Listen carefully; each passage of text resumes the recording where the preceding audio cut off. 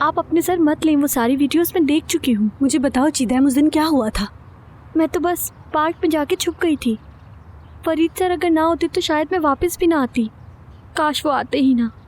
देखो, अगर इस बात पर किसी को सज़ा मिलनी चाहिए तो वो मैं हूँ।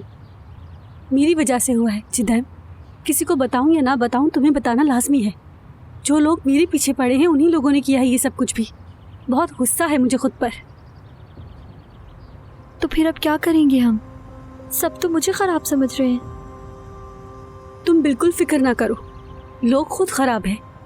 दुनिया हमें ब्लेम करती है और करती रहेगी। हमें सिर्फ स्ट्रांग रहना पड़ेगा, समझी? बस तुमसे इस पूरे प्रोसेस में मेरी एक रिक्वेस्ट है। आप कहें जो कहना चाहती हैं।